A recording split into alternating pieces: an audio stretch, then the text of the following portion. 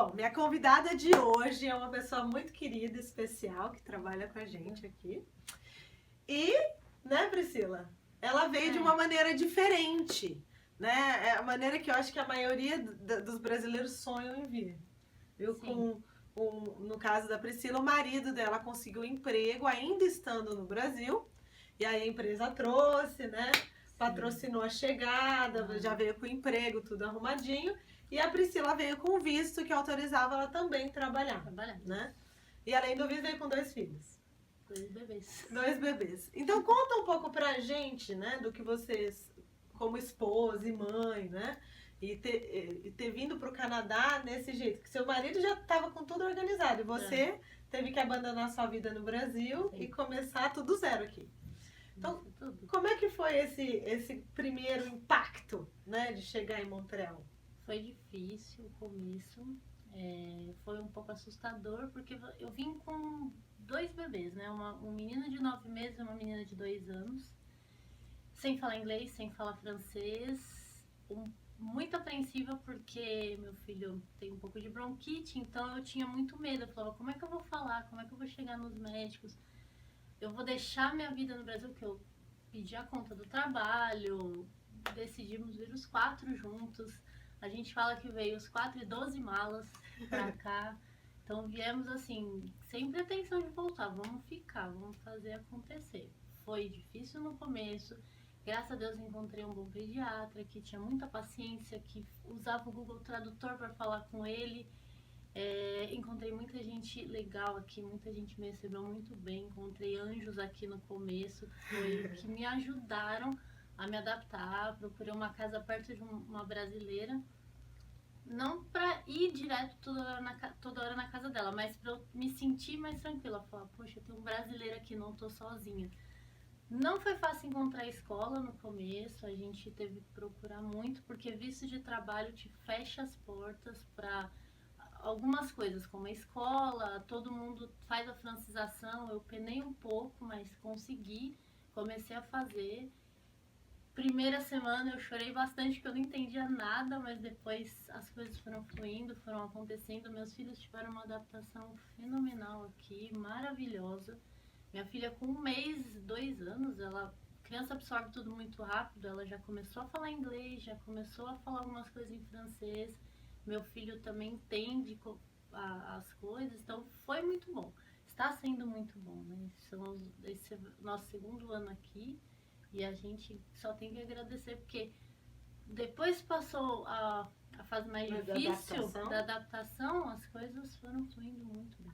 Bom, então o que ela estava falando é que foi muito difícil, na verdade, conseguir uma escola, no caso dela, porque quando o cônjuge vem com o visto de trabalho, ele não pode estudar, tá? Então, uma coisa que as pessoas acabam, não sabem, porque elas falam, meu marido está trabalhando, então eu vou para a escola. E não é assim, porque uma das condições do visto de trabalho é trabalhar.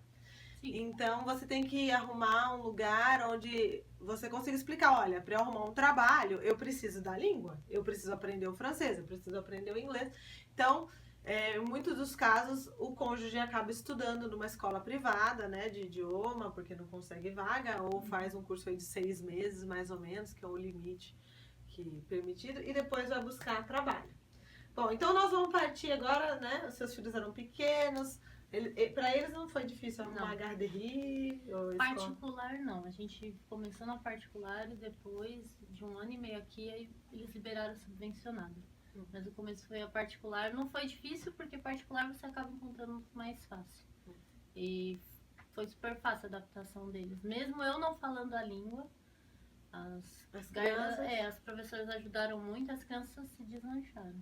Tá, e o custo disso, né? Eu acho que as pessoas têm muita curiosidade. Quanto custa uma escolinha? Porque primeiro a creche fica aberta de 6h30, 7 horas da manhã até 6 da tarde. 6 da tarde, isso mesmo. E aí, quanto você paga? Porque você não tinha nenhuma ajuda de custo. Não. Uma escolinha particular, quanto que isso te custava por mês? Aqui a gente fala por dia, né? Por dia. Então, pro meu filho foram $45 e a minha filha 40 o dia. Então, $85 o dia no começo. Para 2 crianças. Para 2 crianças. Tá. Então eu acho que assim, se você gasta aí, por mês você gastava uns 1.600. por aí.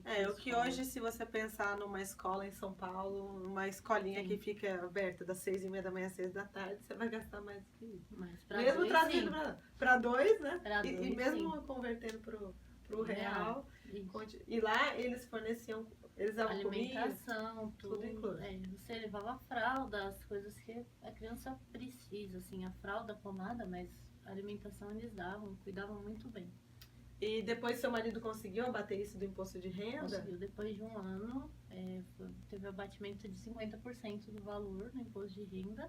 E depois de um ano e meio aqui, a gente conseguiu a subvencionada, que é aquela que o governo paga a maior parte, né? E quanto hoje em dia você vai pagar para subvencionada? $7 o dia para cada um. Eu acho que aumenta para... Eu recebi uma carta que vai aumentar para 7,85. Vai ter um... Não chega a $8. Não. É uma coisa bem legal, né? Muito bom. Muito bem. E aí, como é que foi? Você aprendeu francês, um pouco de inglês? Eu entrei na escola de francês, ainda agora estou no nível 7, já me sinto bem confortável na língua. O inglês, eu parei uma época, o francês comecei o inglês, mas aí achei melhor terminar o francês, dar fim numa língua para começar outra. E agora eu tô louca para começar o inglês e poder ficar com as 3 línguas fluente. E como que foi buscar emprego, né? Porque você teve um primeiro emprego, e aí como é que foi essa parte de trabalho, né? Então, para você trabalhar aqui, você precisa ter a experiência quebecois, que eles falam. Não é fácil, porque as empresas não te dão oportunidade se você não tem essa experiência. Como é que você consegue isso?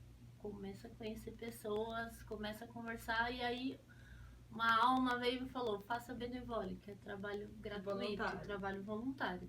Então eu fiz numa empresa, fiz por 6 meses, foi muito bom, porque foi na área administrativa, e depois dessa experiência eu consegui meu trabalho de hoje, que é trabalho na Target, e eu tô muito contente, mas eu precisei primeiro desses 6 meses, que foi muito importante para mim. Então, o que acontece, né, gente, com todo mundo, com residente permanente, com cônjuge de quem vem estudar, cônjuge de quem vem trabalhar, essas pessoas acabam sofrendo um pouco, né, porque quem vem trabalhar, quem vem estudar, ele já tem o que vai fazer. Ele chega aqui, já segunda-feira já começa, tudo certo. E o cônjuge que acaba sofrendo um pouco mais, né, porque ele tem que se virar nos 30. E você chegou a fazer algum trabalho informal, alguma coisa para... O que você fazia? Eu vendi muito bolo, muito pão de mel, brigadeiro, muito, assim... A culinária brasileira, ela é bem aceita aqui. A gente gosta muito de doce, eles gostam um pouco, mas a gente se adapta, isso dá pra se adaptar. E eu vendi porta em porta, bolo, sabe? Ia fazer minhas entregas, metrô, carro, a pé...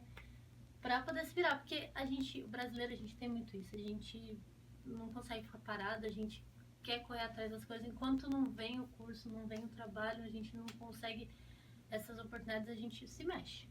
Muito brasileiro aqui faz isso e a gente dá pra se virar.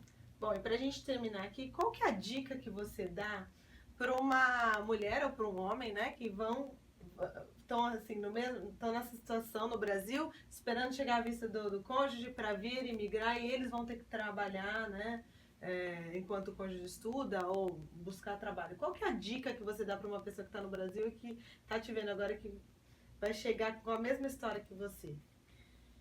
Eu acho assim, procure grupos, procure na internet, procure Ana Tereza, que tem conhecimento para ajudar, entendeu? Para dar uma base, para você não chegar aqui sem nada. Eu senti muito medo quando eu cheguei, porque eu não conhecia quase ninguém. Eu não tive essa dica de procurar um grupo, procurar pessoas. E aí eu aterrissei aqui e falei, meu Deus, o que eu faço? E eu não falo, Deus é sempre bom. E aí meu marido, ele resolveu escrever no Facebook, num grupo, falou, gente, acabamos de chegar. E essa pessoa que foi muito especial, muito importante para mim, falou, vocês chegaram, eu posso ajudar vocês. E aí ele escreveu para ela e falou, aí ela falou, vem aqui na minha casa, ela começou a dar dicas, começou a ajudar, isso foi muito bom. Muito legal. Obrigada, boa De sorte nada. agora com seus novos planos e a vontade é ficar, imigrar. Não é mais voltar. Voltar ao Brasil só pra passear. Então é isso aí. Bom, a gente vai ficando por aqui. Espero que vocês tenham gostado. Se vocês tiverem mais perguntas, né, ou quiserem saber um pouco mais da Pri, vocês podem entrar em contato com a gente no Por Essas e Outras Canadá, @gmail.com, e a gente vai estar de coração aberto, né? Sim. Para responder as perguntas de vocês. Com certeza. E a gente fica aí até a próxima semana. Bye, bye. Tchau, obrigada.